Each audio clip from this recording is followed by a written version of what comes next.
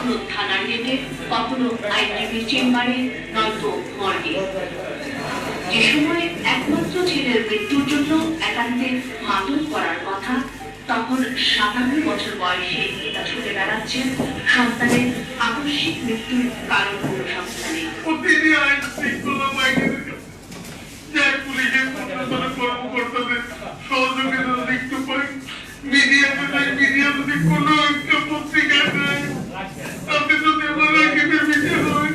বছরের কিশোর রাকিবের মরদেহ পাওয়া যায় তার দুলাভাইয়ের ব্যক্তিগত গাড়ি থেকে। লাশের সঙ্গে তখন গাড়িতে ছিল রাকিবের সহপাঠী সাদি। ময়নাতদন্তে বলা হয় রাকিবের মৃত্যু হয়েছে সড়ক দুর্ঘটনা জড়িত আঘাতে, মস্তিষ্কের রক্তক্ষরণে। তবে তা মানতে পারেননি রাকিবের বাবা। রাকিবের সাথে ওই মূল সময় কোন লোক ছিল যারা ওদেরকে বললেন বাবারে জানাইছে যে ডিবি অফিসে তোমার কেউ আছে, ডিবি অফিসে নিয়ে গেলে কিন্তু রাকিব তবু কথা সব বলবো, তখন আমরা অ্যারেস্ট করে দেবো। অর্থাৎ এর আগে রাকিবের বাইরে বলো এই ডিসিশন নিয়ে পরের দিনই রাকিবের বাইরে বলে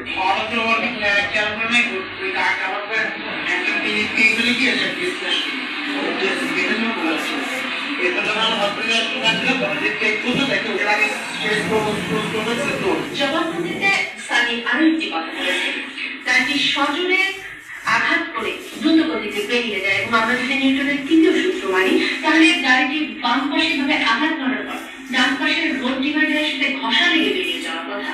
তাতে গাড়ির ডান পাশে কোনো না কোনো আঘাতের নমুনা থাকবে। গাড়ির ডান পাশে আঘাতের কোনো নমুনা আমাদের চোখে পড়ল না। দুর্ঘটনার ধরন কারণ বুঝতে ক্ষতিগ্রস্ত গাড়ির টেকনিক্যাল পরীক্ষা জরুরি, আইনে তেমনই বলা আছে। কিন্তু রাকিব হত্যা মামলার ক্ষেত্রে তা হয়নি। গাড়িটির ছবি দেখায় দুর্ঘটনা গবেষণা ইনস্টিটিউটের সহযোগী অধ্যাপক সাইফুল নওয়াজকে। ক্যাজুয়ালিটিটা কিভাবে পড়েছিল, কোথায় স্কেচ করে সবগুলো এভিডেন্স কালেক্ট করে। ইভেন একটুগুলো হতাহত আপনার যাত্রী বা পথচারী, দেন গাড়িটার ক্ষেত্রে তারা ফরেন্সিক ইনভেস্টিগেশন করে যে আসলে গাড়িটার ড্যামেজ প্যাটার্নটা কিরকম ছিল, গতি কিরকম ছিল, সেটা কিন্তু টায়ার মার্ক আছে কিনা, গাড়ির অন্যান্য কোনো ফেল আছে কিনা, সব কিন্তু তাদের চেকলিস্ট ফলো করে। এই দুটোর ক্ষেত্রে বলতে পারি যদি সিট বেল্ট বাধা অবস্থায় থাকে এই ব্যক্তি আহত হতে পারে, কিন্তু এই ধরনের আঘাতে মৃত্যু হওয়ার সম্ভাবনা কম। এই গাড়িটার সাথে দুর্ঘটনা ঘটেছে যেহেতু স্পটে নাই, সেই হয়তো দুর্ঘটনায় ট্রিগার করেছে। তো সেই জায়গাগুলোতে কিন্তু আমরা যদি সঠিকভাবে আনতে না পারি, দেখা যাবে যে আসলে প্রকৃত কারণটা কিন্তু আসবে না। ময়নাতদন্ত প্রতিবেদন সূত্রে পুলিশ অনুমান করে এটি দুর্ঘটনা জনিত মৃত্যু। কি আছে সেই ময়নাতদন্ত প্রতিবেদনে জানতে চাই এবার। আইন, বিচার ও ফরেন্সিক মেডিসিন নিয়ে বিশেষজ্ঞ পর্যায়ে কাজ করছেন অধ্যাপক মোজাহারুল হক। আমাকে ছবিটা দিয়ে যদি প্রশ্ন করা হয় যে এটা রোড ট্রাফিক অ্যাক্সিডেন্ট হতে পারে কিনা, ঠিক আছে, এটা বলে দেওয়া হলো যে এটা স্টিয়ারিং ইম্প্যাক্ট, তাহলে আমি বলবো যে বেজ অফ দ্য স্কালার ফ্র্যাকচার ছিল, যার জন্য এই যে চোখের নিচে রক্ত আসছে, এই যে নাক দিয়ে রক্ত আসছে। মাথায় আঘাত ছিল এবং তাতেই রক্তক্ষরণ। মাথার আঘাতে রক্তক্ষরণ হচ্ছে। ময়নাতদন্ত প্রতিবেদনে এই ধরনের কোনো উল্লেখ নেই। সেটাই তো বলছি, সেটা তো দেখছি না আমি। তাহলে রক্তটা করতে গিয়ে আমার প্রশ্নটা সেখানেই যে রক্তটা যদি হেরিডিটারি কারণ হয়ে নামতে এত রক্ত বের হওয়ার কথা না, যদি আমি ওইটা মিলাই যে স্ট্যান্ড এগেইনস্ট ইট নিউরোজেনিক শক যদি মিলাই, তাহলে ওইটা মিলে না। একবার দিছি রাকিবে ফোন ধরলে, আবার ফোন দিছি কন্ট্রাক্টর ফোন ধরতে বললেন আপনি কি কয় আমি পুলিশের লোক, আমি বললাম পুলিশের লোক যা মোবাইলটা তার কাছে দেন। সমস্যা শুরু এখান থেকে বলা হচ্ছে সড়ক দুর্ঘটনায় নিহত হয়েছে রাকিব। যে খবর তার মা জানতে পারেন রাত 10টার পরে পুলিশের ফোন পেয়ে, কিন্তু রাত 8:23 রাকিবের মহল্লার এক বড় ভাই তার ফেসবুকে জানায় রাকিব মারা গেছে। 8:30টার দিকে হয়, এ সময় জুলাই মাসে। এখন শীতকালে টেম্পারেচার মাস, তখন তো 8:30টার সময় হয় বা 15টা এরকম সময় হয়। তো এই সময় শুনছি যে মানে অ্যাক্সিডেন্ট হয়েছে। জামিল হায়দার চৌধুরী ইনি রাকিবের মৃত্যুর ঘটনা নিয়ে প্রথম ফেসবুকে স্ট্যাটাস দেন। জামিল হায়দার তার স্ট্যাটাসে লেখেন, মর্মান্তিক সড়ক দুর্ঘটনায় রাকিব চলে গেলেন না ফেরার দেশে। স্ট্যাটাসটি পোস্ট করা হয় 6 জুলাই 20:23 অর্থাৎ রাত 8:23। এত দ্রুত তিনি এই সংবাদ কেমন করে জানলেন?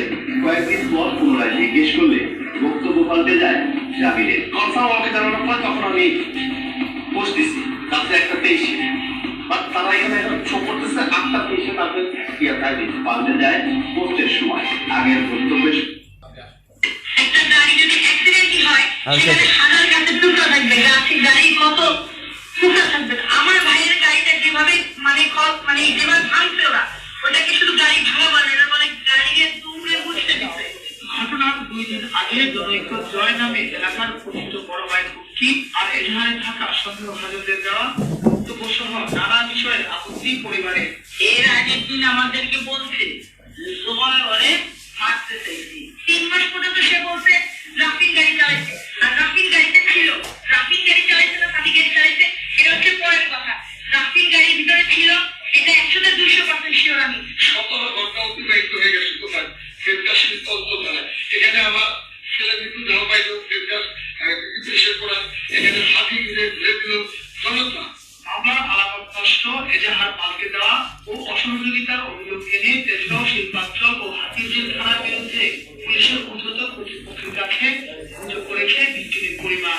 সাবাব তো অনেক বয়স আর সাবাব কেন রাকিবের দায়িত্ব রাকিবকে নিয়ে রাকিবের দায়িত্ব কেন দেবে যাবে কেন সাবাবের নিজেরই গাড়ি আছে এখানে তো অনেক জটিলতা এই জটিলতাটা খুঁজে বের করলে সাবাবকে ভালোভাবে জিজ্ঞাসা করা হোক সাবাব নাকি রাকিবের গাড়ির পিছনে গাড়িতে ছিল তাহলে সাবাব তো অনেক কিছু জানে এবং সাবাবের এই ব্যাপারটাকে কঠিন ভাবে জিজ্ঞাসাবাদ করলে আপনি নিশ্চিত হতে পারবেন যে সাবাব যে রাকিবের হত্যার সাথে জড়িত আছে এটা নিশ্চিত তাহলে কেন রাকিবকে 300 ফিট হুমড়িতে নিয়ে যাওয়া হলো মারার জন্য 3 দিন পর পর সেখানে সাবাবও ছিল সেখানে রাকিবও ছিল সেখানে সাদিও ছিল আরো লোকজন ছিল এটা এবং সাবাবের গাড়িতে আরো লোকজন কারা ছিল সেটা খুঁটিয়ে বের করে দেখাও এই জিনিসগুলো যদি না দেখা হয় তাইলে তো সুষ্ঠু তদন্ত হয় না তদন্ত শেষে একদম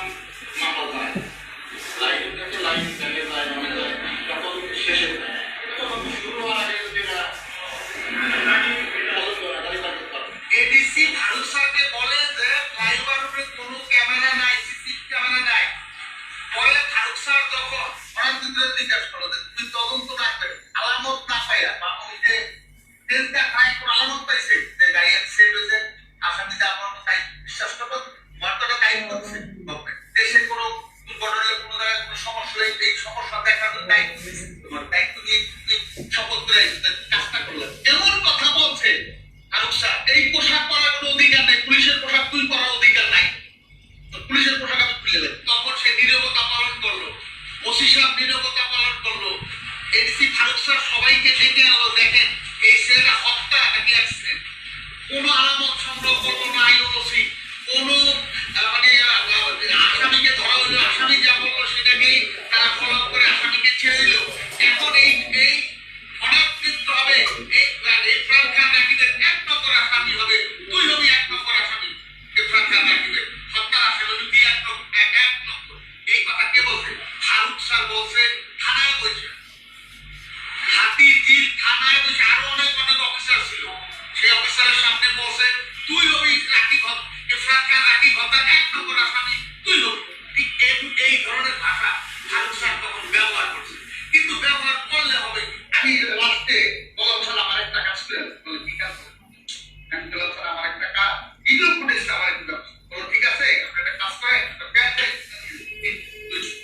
ব্যান্ডেড নিয়ে আসেন বড় আমার ভালো আছে আসলে তো সত্যি অর্থে আমার এই সিসি ফুটেজটাকে নষ্ট করে বা ধ্বংস করে দেওয়ার পিছনে কারা কারা জড়িত আছে আপনারা সব ভালো মন্দের ভালো জানেন এই 2 থানায় যারা ভারপ্রাপ্ত কর্মকর্তা ছিল এবং যারা ইরফান খান রাকিবের আইও ছিল এবং এই মামলাটাকে তদারকি করছে তাদের কথাই আমি বলতে তারা যে আমাকে কি সহযোগিতা করছে মনে করে সহযোগিতা করলে ফরেন্সিক করত সহযোগিতা করলে যে এখানে গাড়িটা সাদির কথিত অবদান অ্যাক্সিডেন্ট সেখানে একটা কাছে টুকরা মেললো না একটা এত বড় একটা গাড়ি এত বড় একটা প্রাইভেট কার ভেঙে চুরে চুরমার হয়ে গেল সেখানে একটি মানে গাড়ির কোনো অংশ পড়ে রইল না কিভাবে যে একটা লোক অ্যাক্সিডেন্ট করলো পুলিশ অফিসার আইও মহোদয়কে বললো পুলিশ কর্মকর্তারা এই ওসি সাহেবকে বললো, বিশ্বাস করলো।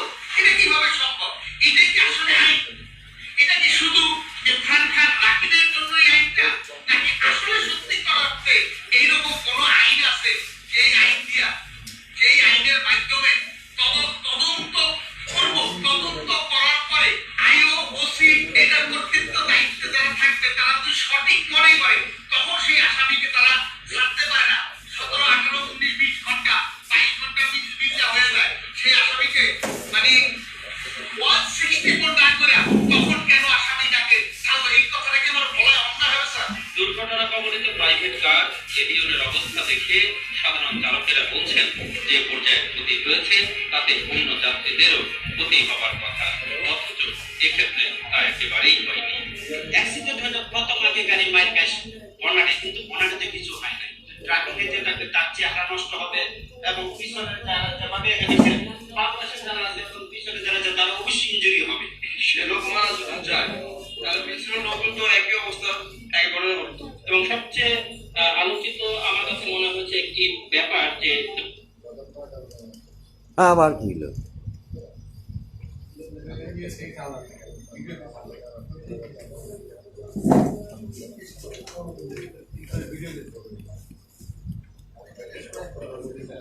আমাদের এই সংবাদ মাধ্যম গণমাধ্যমের সহযোগিতা নিয়ে আমরা তার বাবার হত্যা, তার যে সন্তান হত্যা হয়েছে তার বিচার চাই।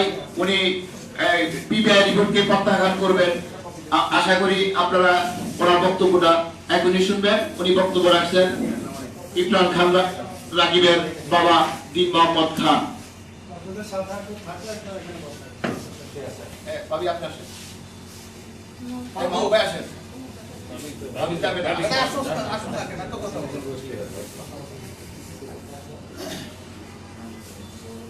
আসসালামু আলাইকুম।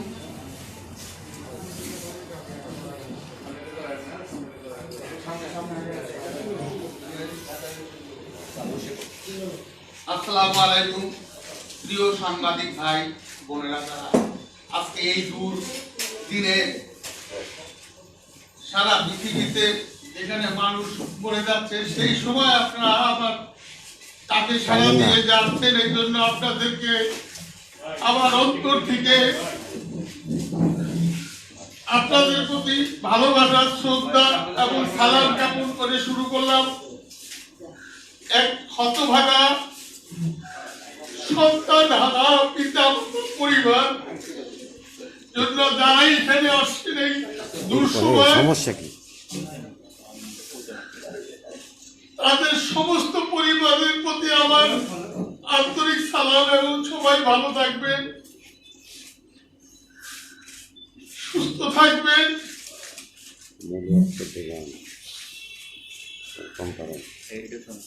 সুন্দরভাবে আপনাদের সন্তানদেরকে আগলিয়ে রাখবেন আপনাদের পাশে, যাতে আমার স্কুল পড়ুয়া সন্তানের সংখ্যার রাকিবকে যেভাবে সন্ত্রাসীরা নির্মমভাবে হত্যা করে 2020 সালে আজকে 13 দিন হলো, 1 বছর 13 দিন পেরিয়ে গেল, এখন পর্যন্ত আমার রাকিবের হত্যার বিচার পেলাম না। তার কারণ 5/7/2019 তারিখ আমার রাকিব আমাকে বলছিল যে বাবা, জয় নামে আমার এক এলাকার বড় ভাই আছে, আমাকে মারার জন্য হুমকি দিচ্ছে, তোমার ডিবি অফিসে কেউ আছে নাকি? সেদিন আমি এই শিল্পকলা কফি হাউসে বসা ছিলাম আমার এই বন্ধু সহ। তারপরে আমার ছেলে 8/7/2019 তারিখে রাত্রে তার বোনকে ফোন করে বললো, আমাদেরকে বললো যে রাকিবকে, ইমরানকে রাকিবকে জয় কেন মারতে চাইলো। আমি বিভিন্ন ভাবে তাকে জিজ্ঞাসাবাদ করলাম, ভাবলাম যে বন্ধু বান্ধবের সাথে চলো, এমনিও তো কখনো কত মানুষের সাথে আমাদেরও তো বিরোধ হয়। তখন সে সিরিয়াসলি বলো যে বাবা, আমার এই বোনের জামাইয়ের গাড়িটা, দুলাবাড়ির গাড়িটা ওরা অনেক দিন ধরে আমাকে খালি নিয়ে যায়, আমি তো বুঝি না। এখন ওরা বলে যে আমাদের সাথে মাধবের ব্যবসা কর। আমি বলছি দেখো, আমি তো এইসব ব্যবসা করবো না, আমরা যেভাবে আছি আমাদের এই জীবনটা আমরা এইভাবে আমার বাবা চালাই, আমরা একটা ভাই বোন, আমার আর টাকা পাওয়ার কিছু না, আমি এই ধরনের ব্যবসা করবো না। ওই 5 তারিখে 5/7/2019 তারিখে রাকিবের সাথে যারা ছিল, রাকিব যখন ফোন করে আমাকে বলছে যে বাবা ডিবি অফিসে তোমার কেউ আছে কিনা, ওই দিনই তারা সিদ্ধান্ত নিছে রাকিবের সাথে যারা ছিল তারাই হয়তো সিদ্ধান্ত নিছে, বললেন যে রাকিবের বাবাকে জানাই দিছে, রাকিবকে যদি কিছু না করো ওর বাবাকে নিয়ে যদি মামলা টামলা করে, রাকিব তো সবকিছু আমাদের তথ্য জানে, তাহলে রাকিবকে তুমি না মারো, তাহলে রাকিব কিন্তু আর থাকবে না, সবাই খাইছে ধরে। এরপরে আমাদেরকে জানাইলো, আমাকে জিডি করতে বলছিল যে বাবা একটা জিডি করো। আমি ভাবলাম যে আমার একটা মাত্র সন্তান, জিডি করলে আমার কোন বিপদ আপদে পড়বো, সকালে বেরিয়ে যাই, রাত্রে আসি, ক্ষুধার কারণ হয়, এই সন্তানদেরকে ফ্যামিলিকে মানুষ করার জন্য প্রতিটা মানুষ, তাই আমরা এখানে যারা আছি, আমরা তো আসলে ক্ষুধার কারণে সকালে আর ঘরে থাকতে পারি না, আমরা আমাদের ছেলে মেয়েদেরকে মানুষ করার জন্য আসলে আমরা কেউ ঘরে থাকতে পারি না, আমাদের সবাই একই কষ্ট যে আমরা কিভাবে আমার ফ্যামিলিকে মেনটেন করবো, এরকম আমারও আপনাদের সবার। আমি এই ভয় আর করলাম না, আমি তাকে বাসায় অফিসার্স ক্লাবের সামনে আমি তাকে পেলাম, তখন 5টা, 5:30, 6/7/2019 তারিখের কথা বলতেছি। আমি তাকে বাসায় নিয়ে গেলাম, নিচে সে এই ক্রিকেট খেললো, এর ভিতরে আমি নামাজ পড়ছি, এর ভিতরে যে তাকে ডেকে নিয়ে গাড়ির ভিতরে বসায়া যে তাকে নিয়ে যে 300 ফিটে যে মেরে ফেলছে, এটা তো আমি বুঝতে পারিনি। আমি তো বলছি, মনে করছি বাসায় রেখে আসছি। তার মাকে বলছে যে নিচে যাবো আর আসবো, তো আমার 2-3টা বন্ধু আছে, তার আম্মা মনে করছে তো নিচে আছে, তাই যাবে না। এই করতে করতে আল্লাহ তাআলা কিভাবে, কার মাধ্যমে কিভাবে করছে, সেই দৃশ্যগুলো আমার কাছে সমস্ত কিছু আমি অনুধাবন করতে পারছি। কিভাবে? আমি 17 ঘন্টা মামলাটা রইল হাতির দিনে, এই শিল্পাঞ্চল থানা, তারা আসামি ধরলো, রাকিবের মৃতদেহ পাইলো, ওইখানে গাড়ি পাইলো, আমি ওইখানে ইজাহার করলাম, এই ইজাহারের কপিগুলো আপনাদের কাছে দেওয়া আছে। সেই ইজাহারটাকে ওরা বললো কি, সালমান সাহেব ছিল এসি, সালমান সাহেব আমাকে বললো কি যে আপনি থাকেন, আমরা আসামি ধরতে যাব। সালমান সাহেব আসামি ধরতে যাবে বলে যতই সময় জ্ঞাপন হইলো, সেইখানে দেখলাম যে একটা 2টা দাঁড়িয়ে গেল। পরে আমি জানতে পারলাম তার নাম হলো রানা নাসির, সে যুবলীগের বড় নেতা। সেই নেতার কারণে 17 ঘন্টা 18 ঘন্টা যদি একটা থানায় মামলা থাকে, মগবাজার ফ্লাইওভার মডার্ন হারবাল পর্যন্ত ওই শিল্পাঞ্চল থানার ওসি বা এসি বা আইও আসতে কয় মিনিট লাগে? আপনারা সারা বাংলাদেশে যারা সাংবাদিক আছেন তাদের কাছে আমার প্রশ্ন যে ভাই কত মিনিট লাগতে পারে? 10 মিনিট, 15 মিনিট, আধা ঘন্টা, 1 ঘন্টা বা 2 ঘন্টা? কেউ আসে নাই এবং ওইখানে কোনো আলামত পাইল না। তা আমি আসামি, আমাকে পুলিশ ধরলো, তা আমি যদি যা বলবো থানা পুলিশ কি তাই শুনবে?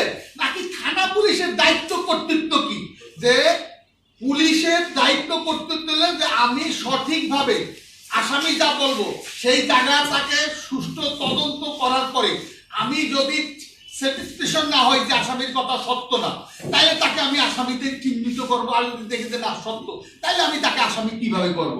কিন্তু আসামির সত্যতা কোথায়? একটা এত বড় গাড়ি আপনারা দেখলেন, এত বড় একটা গাড়ি অ্যাক্সিডেন্ট হওয়ার পরে সেখানে কত কিছু পাওয়া যায় ভাঙ্গাচুরা।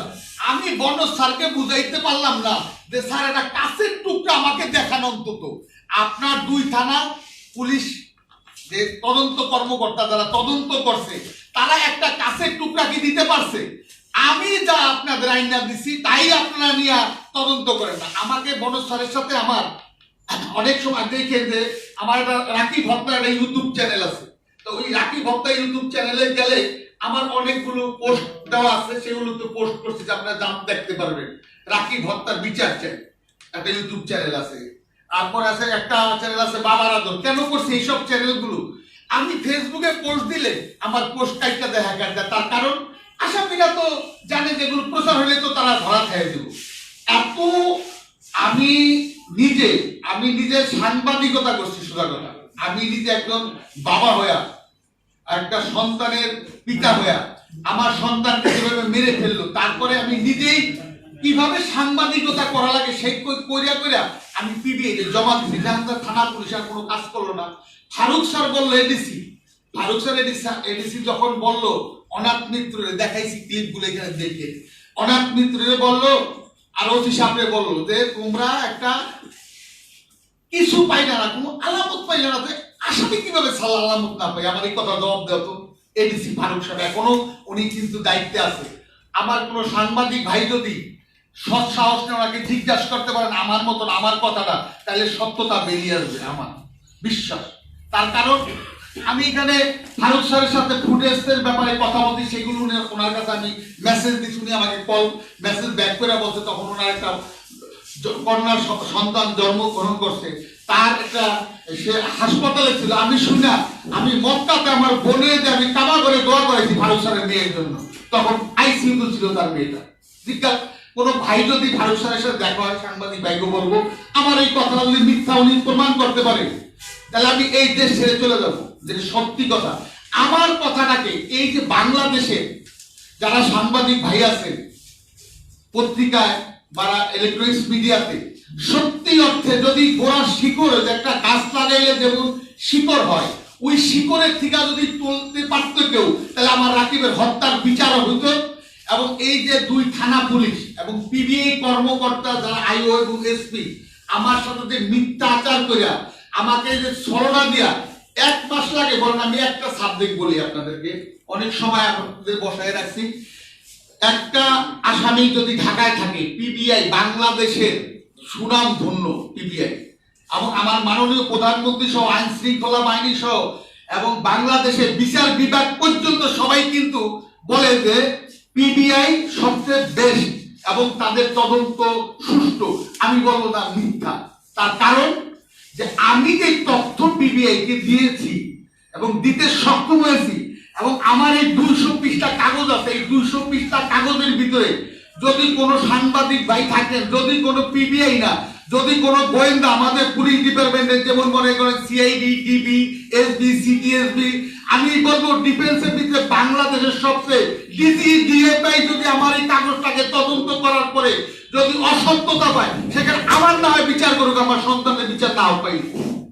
আমি এই কথাগুলো আমার সাংবাদিক ভাইদের মাধ্যমে জাতির উদ্দেশ্যে, বাংলাদেশের গণপ্রজাতন্ত্রী বাংলাদেশ সরকারের মাননীয় প্রধানমন্ত্রীর কাছে আপনাদের মাধ্যমে পৌঁছে দিয়েছে। যার কারণ আমার মাননীয় প্রধানমন্ত্রী যেদিকে দৃষ্টি দিতে সেই বিচারগুলো কিন্তু হয়েছে। এছাড়াও অনেক বিচারে আপনারা জানেন এবং দেশবাসী জানেন, সারা দেশের মিডিয়া ভাইরা যারা এখানে আছেন, আমরা খবর দেখি বড় বড় চ্যানেলে, সেই জিনিসগুলো কিন্তু মাননীয় প্রধানমন্ত্রীর দৃষ্টি আকর্ষণ না হলে আসলে হয় না। কেন হয় না? কারণ কি? কারণ আমাদের কিছু নিজেদের গাফিলতির কারণে বা সঠিক তদন্ত না করে। আমি ডিএজি সাহেব অর্ডার দিয়েছি, আমি হইলে একজন আইও, আমি যদি সুষ্ঠু তদন্ত না করি, ডিএজি স্যারকে আয়া বলে থাকবো, তাহলে হবে। আইটি স্যার অর্ডার দিছে, সে যদি সুষ্ঠু তদন্ত না করে তাহলে কেমন হবে? এইখানে সমস্যা হয়েছে, রাফিনের বাবা ছিল জাদুঘরের ডিজি রিয়াজ আহমেদ, তখন উনি ডিজি ছিল, এখন রিটায়ার করছে, অতিরিক্ত সচিব, এডিশনাল সেক্রেটারি। সাবাবের বাবা এডিশনাল সেক্রেটারি, তার নাম হইলে আব্দুল হক সাহেব, উনিও রিটায়ার করছেন। যখন এই আকিবকে হত্যা করা হয়, তখন ওনারা কিন্তু চেয়ারে বসা ছিল। ওই ক্ষমতার বলে ওনাদের কি লোকজন নাই? আপনারা সাংবাদিক পেয়েছেন, আপনার কি 10টা সাংবাদিকের সাথে সম্পর্ক আছে না? একজনের সাথে একজনের কোনো ভালো মন্দ খবরের নিউজ করেন না, যে তুমি কেমন নিউজ করছো, আমি এমন করছি, এইভাবে সমন্বয় করেন না। ঠিক ওই সমন্বয়কে কাজে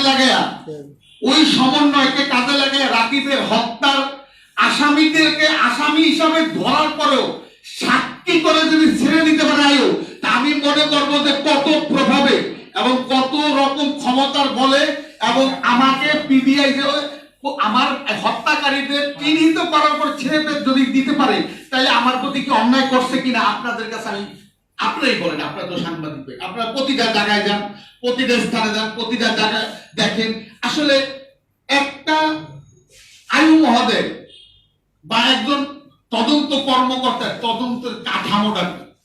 তদন্তের কাঠামো ওনারা তো বলে যে আমি নাকি শতভাগ ওনাদেরকে কাগজপত্র দিয়ে সক্ষম হয়েছি, আমি নাকি বাংলাদেশের একজন মানে সচেতন বাবা। আমি যদি বাংলাদেশের সচেতন বাবা হয় এবং এসপি আসার সাহেব বলে যদি আপনি পুলিশে চাকরি করতেন, তাহলে বাংলাদেশের অনেক মানুষের অনেক কিছু উপকার হইত। সেই লোক এই কথা 3 মাস বলার পরে আসতে সেই লোক দিয়ে আসার স্যার পিবিএল এসপি আসার স্যার পিছনে চলে যায়, সামনে আর আসে না। আমার এইরকম আমার মনে হয় যে 50টার মতন তাদেরকে সন্দেহ তালিকা দিই, জায়গা দিই, সেই জায়গা সন্দেহ তালিকাগুলোকে সঠিকভাবে যদি আয়ু মহোদয় সুষ্ঠু তদন্ত করত, রাকিবের হত্যাকারী তো শুধু চোখের দেখা ধরে নিয়ে আসবে, আর কিছু না। তো এই জন্য আপনাদের মাধ্যমে আমাদের যে আইজিপি মহোদয় আছে বর্তমানে এবং আগের যে আইজিপি মহোদয় ছিল, সেও কিন্তু আমার রাকিবের হত্যার ব্যাপারে পিবিএ বনজ স্যারকে বলছে যে দেখেন, আমি বললাম স্যার আমি তো আইজি স্যারের কাছে যাই নাই। বললেন আপনি জান নাই, উনি পত্রিকায় দেখে আমাকে জানাইছে, আমি ওটা লিপিবদ্ধ করে রেখেছি। ভালো কথা, আমি কিন্তু বনজ স্যারকে বুঝাইতে সক্ষম হয়েছি, কিন্তু বুঝাইলে হবে কি, বনজ স্যার তো ওই যে সচিবদের কাছে প্রভাবিত, যে ওনারা যা বলে ও মনে করছে যে একজন সচিবের বলা রেখে মানে মারার কাছে আসামি করুন। কিন্তু আমার মাননীয় প্রধানমন্ত্রী, আপনারা জানেন বাংলাদেশে আমার মাননীয় প্রধানমন্ত্রী একটা আমাদের মতন যারা নিরীহ মানুষ, উনি একটা কথা কিন্তু সবসময় বলেন, আমার দলের লোক হলেও কিন্তু আমি তাদেরকে সাথ দেব না। এটা কিন্তু মাননীয় প্রধানমন্ত্রী জননেত্রী শেখ হাসিনা বলে, বাংলার মা এবং মাটির মা যে সে বলে। কিন্তু সেই দৃষ্টিকোণ থেকে যদিও আমি মনে করি, তাহলে উনি তো বাংলাদেশের অনেক বড় বড় দলের লোকদেরকে সরাইছে, ওনার আত্মীয় স্বজনকে বলতে সরাইছে দুর্নীতির কারণে। আর একটা স্কুল পড়ুয়া ছাত্র তাকে হত্যা করছে, তার জন্য এডিশনাল সেক্রেটারি দুইটা পোলা হইলে দেখা তারা ছাড় পেয়ে যাবে, পার পেয়ে যাবে, চলে যাবে, হত্যাকারীদের চিহ্নিত থেকে তাদের নাম্বার দিয়ে সাক্ষী করবে। কারণটা কি? এমন শত প্রমাণ দিতে আমি সক্ষম। আমার যে কোনো সময় যে কোনো সাংবাদিক ভাই যে কোনো ব্যাপারে আমাকে যদি প্রশ্ন করে, আমি মুখস্থ জবাব দিতে পারবো। কারণ আমি এক বছর 13 দিন এই মামলাটা নেমে যা দাঁড়ে দাঁড়ে রাস্তায় রাস্তায় ভিক্ষুকের মতন আমি আপনাদের সাংবাদিক ভাই সারা বাংলাদেশের মানুষের কাছে ভিক্ষা চাই। আমার রাকিব হত্যা সত্য উদ্ঘাটন করে, হত্যাকারীদের চিহ্নিত করে, যেটা বললাম শিকড় থেকে তুলে যদি কোনো মানুষ, কোনো মিডিয়া ভাইরা, ইলেকট্রনিক্স হোক বা সাংবাদিক বলতেই তো সংবাদপত্র, যদি এইরকম কোন সদয় ব্যক্তি থাকে যে এই মামলাটাকে আমি দাঁড়া করাবো, তাইলে কিন্তু সম্ভব। কেন? আমরা তো আসলে বললে হয়তো রাগ করবেন কিনা জানি না, ক্ষমা চেয়ে দেবো আমি আপনাদের কাছে।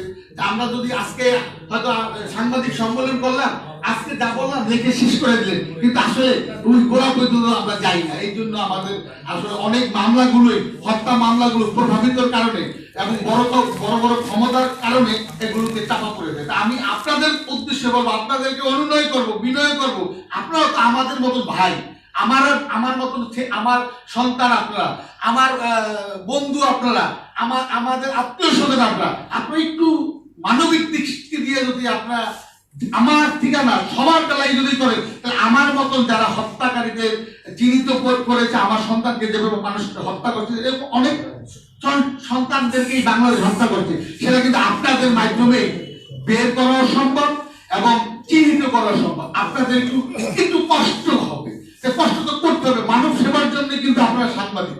আর আপনারা সাংবাদিক এই দেশের সাংবাদিক না, আপনারা সাংবাদিক আল্লাহ পর্যন্ত সাংবাদিক। এই কারণে যদি সত্যি হচ্ছে সত্যি ঘটনাকে তৈরি করে দেবেন, আল্লাহ তাআলা আপনাকে সেই সাংবাদিক হিসাবে সেই একটা স্থানে পৌঁছে দেবে একদিন, যে তোমার সত্য কথার কারণে একটা মানুষের বিরাট উপকার হয়েছে। এই জন্য তোমার জীবনে পাপ পুণ্য যাই করছো মাফ করে দিলাম, কারণ তুমি তো ভালো কাজ করেছো, অন্যায় তো করো নাই। এই জন্য আমার কথা যদি ভুল ত্রুটি হয় ক্ষমার দৃষ্টিতে দেখবেন। কিন্তু আমার প্রশ্ন হলো, আমার রাকিব স্কুল পড়ুয়া ছাত্র, আপনারা কি চান যে এই যে সচিবের পোলা, এই সচিবের পোলা থাকায়, এই সচিবের পোলা থাকায় কি আমার রাকিবের হত্যার বিঘ্ন ঘটলো? রাফিনকে ভালো। আমি আরেকটা কথা বলবো, একটু কষ্ট করে কেউ জানেন না, আমার দুটা কথা শুনেন, অনুনয় বিনয় করে বলবো, একটা অসহায় বাবার কথা শুনেন। রাফিনকে যখন ধরার আগে আয়ু মজিবুর রহমান সাহেব আমাকে ডেকে বললো কি, ভাই আমি তো 1 মাস ধরে ঘুরতেছি, আমি তো রাফিনকে ধরতে পারতেছি না। আমি বললাম যে বলেন কি, সে জাদু করে ডিজি ছেলে, তাই এসে সারা বাংলাদেশে 10 বার বাইরে 10 বার করে তার বাবার তার বাবার 4টা গাড়ি, 4টা গাড়ি করে তার বাবা তারে দেয়, তাই সে কেন রাকিবের গাড়ি নিয়ে ঘুরবে বোনের জামাই? একটা প্রশ্ন। সাবাবের 2টা পাকিস্তান গাড়ি, সাবাবের বাবা অতিরিক্ত সচিব, মানে সরকারি গাড়ি ছাড়াও 2টা গাড়ি, তাই সাবাব কেন রাকিবের বয়সের সাথে সাবাবের বয়স 30 হবে, রাকিবের বয়স কত হবে? 15, 15.5 এই প্রথম মেট্রিকের এবার কেন্দ্রের 2020 সালে। একটা ডাবল বয়সের লোক, একটা ওরা কলেজে পরে বিয়েও করছে সাবাব, বিবাহিত একটা ছেলে একটা স্কুল পড়ুয়ার ছেলের গাড়ি নিয়ে তার বোনের জামাই ভাড়ায় চালিত গাড়িটা নিয়ে কি ঘুরতে পারে? আপনারা বলেন সবাই। তাহলে কি এটা কি মাদকের জন্য ঘুরে নাই? কারণ ওদের গাড়ি হয়তো চিহ্নিত হয়ে গেছে ঘুরতে ঘুরতে। 300 ফিট, শুধু 300 ফিট, শুধু 300 ফিট। যত ছবি আছে দেখেন, এখানে কত ছবি আছে রাকিব রে গাড়িতে নিয়ে গেছে, শুধু 300 ফিট আর 300 ফিট। 300 ফিট ছাড়া কোনো জায়গা নেই। 300 ফিট কি হবে? 300 ফিট এই যে রাফিনের বাবার বাসা অনেকে ফ্ল্যাট আছে, সাবাবের অনেকে ফ্ল্যাট আছে, অনেকে বিলাসবহুল বাড়ি আছে না, ওইখানে মাদকের ব্যবসার জন্য জয়ের এই যে এই যে সাবাব, জয়ের বাবা বলছে যে রাকিবের সাথে জয়ের কি সম্পর্ক, এবং জয়ের মা বলছে রাকিব নাকি জয়কে মারতে চাইছে। রাকিব যদি জয়ের মারতে চাইয়া থাকে, তাই রাকিবের সাথে জয়ের একটা সম্পর্ক ছিল না? না থাকলে রাকিব তাকে মারতে চাইবে কেন? এবং রাকিব নাকি বলছে যে জয়ের মা বলছে রাকিবের সাথে নাকি অস্ত্র টস্ত্র আছে, এই কথা বলছে জয়ের মা। আমার প্রশ্ন, জয়ের মা যদি বইলা থাকে যে রাকিবের সাথে জয়ের একটা সম্পর্ক ছিল, গন্ডগোল ছিল, এটা জয়ের মা নিজে বলছে। এবং এটা আমাদের এনটিভি নিউজ করছিল, শফিক শাহী সাহেব সেই নিউজের ভিতরে আছে। সেটা আমাদের এই যে ভাইয়ারা আসছে, এই যে আমাদের যমুনা টেলিভিশনে এই ভাইয়ারা আছে, এরাও নিউজ করছে, ক্রাইম নিউজ, তারা তাদের ভিতরে আছে। রাকিবের একটি একসাথে বান্ধবী ছিল, তার নাম হলো শ্রাবণী। শ্রাবণী যমুনা টেলিভিশনে রিয়াজ রায়হান ভাইকে সাক্ষাৎকারে বলছে জয় রাকিবকে মারতে চাইছে। আচ্ছা, এত কিছু সত্য ঘটনা থাকার পরে কিভাবে তাদেরকে পিবিআই আইও মহোদয় যে তাদেরকে সাক্ষী করলো, সেটা কি অন্যায় করে নাই? দেয়নি করে? আমি তো বলবো এই অন্যায়ের বিরুদ্ধে আমি প্রতিবাদ জানাই আপনাদের মাধ্যমে, এবং সারা দেশবাসীর কাছে আমি আমার আবেদন, আমার সত্যতাকে সত্যি অর্থে তদন্ত না করে, আসামিদেরকে চিহ্নিত না করে, আসামিদেরকে চিহ্নিত করে ধরার পরেও তাদেরকে কিভাবে সাক্ষী করে। আমি আর একটা কথা বলবো, একটা ছেলে, মনে করেন আপনার একজন মানুষ 5টা বন্ধু আপনারা ঘুরতে গেছেন মাইমিসি, এর ভিতরে আসার পথে একটা বন্ধু অসুস্থ, এই বন্ধুটাকে আপনাদের কি করণীয় উচিত? আপনারা বলেন সাংবাদিক ভাই, কিছু মনে নিন না। তাইলে কি করা উচিত? আপনারা হয়তো কোনো হাসপাতাল নেবেন, না হয় তার ফ্যামিলিকে জানাইবেন, নাকি তাকে অসুস্থ নিয়ে আবার ঢাকা নিয়ে আসবেন, কোনো হাসপাতাল নেওয়ার দরকার নেই। আবার ঢাকা কি করলো? রাকিবকে 300 ফিট থেকে অফিসার্স ক্লাবে নিয়ে আসলো। কথাটা এই কারণে বললাম, 164 বলছে, এখানে 164 আছে, আপনারা পড়ে দেখেন আমার একটা কথা মিথ্যা কিনা। 164 বলছে আমাদের বিজ্ঞ আদালত মহোদয়ের কাছে যে রাকিব অসুস্থ বোধ করাতে আমরা রাকিবকে 300 ফিট থেকে সাথী বলছে আমি গাড়ি ড্রাইভ করে আসি। কোথায় আসলো? Officers club. অফিসার্স ক্লাবে আইসা আলাদা আলাদা গাড়ি নিয়ে অসুস্থ আমার সন্তানকে নিয়ে আবার কি ঘুরতে যাওয়ার কথা ছিল? এইটাও তো বড় সন্দেহ। এই এককালে এমন এইরকম 50টা সন্দেহের তালিকা করে দিছি আমি, পিবিআই এসপি রে দিছি, আইওরে দিছি, বনস্বরে দিছি, দিলে হবে কি? তারা তো ওই আসামিদের প্রতি সদয় অবহিত, মানে তাদের কিভাবে রক্ষা করা যায়। তাই আপনাদের মাধ্যমে আমাদের এই যে পিবিআই যে কর্মকর্তা, এসপি, আইও এবং বনস্বরে এই যে আমার সন্তানের হত্যার ব্যাপারটা যে ধামাচাপা দিয়া একটা অ্যাক্সিডেন্ট মামলা হিসাবে চার্জশিট দিছে, এই জন্য আজকে সেইটার উপরে প্রতিবাদ জানানোর জন্যই আপনাদের সম্মুখীনে আমি আসছি, এবং আপনাদেরকে এত কষ্ট করে এই করোনা ভাইরাসের বিরুদ্ধে আসছেন, এই জন্য আপনাদের অনেক ধন্যবাদ। যে আমার যে কথাগুলো, এই কথাগুলো আপনাদের মাধ্যমে দেশ জানবে, জাতি জানবে, প্রশাসনের ঊর্ধ্বতন কর্মকর্তা জানলে এই আইনত বিচার হওয়ার কথা। দেশে সত্য ঘটনাকে চাপা দিয়া, যে আইও তদন্ত করছে সত্য ঘটনাকে চাপা দিয়া যদি সে একটা অ্যাক্সিডেন্ট মামলা করে, অ্যাক্সিডেন্ট দেয়, তাই কিন্তু আরো বিচার হওয়ার উচিত না, সে প্রাপ্ত না। 2 থানা পুলিশ যেই লাইনে কাজটা করছে, ঠিক সেম কাজটা আমাদের পিবিআই আইও মহোদয় সেদিকেও কাছে। এবং আমি আল্লাহ তাআলার কাছে বলবো, মহান প্রভুর কাছে, যে আল্লাহ আজকে যারা আসছে বা যারা আসতে পারে নাই তারাও আমার পাশে থাকবে এবং তারাও আমার রাকিবের হত্যার বিচারের জন্য এগিয়ে আসবে, এই প্রত্যাশা রেখে আজকে আপনাদের মূল্যবান সময়গুলো অনেক আমি এই শেষ করে মানে নষ্ট করলাম। আপনাদের আরো কোনো কাজ থাকতে পারে এই বলে আমি আজকে বক্তৃতা শেষ করে, আর আপনাদের যদি কোনো প্রশ্ন থাকে আমাকে জিজ্ঞাসা করেন, আমি ইনশাল্লাহ আশা করব উত্তর দেওয়ার জন্য। আসসালামু আলাইকুম।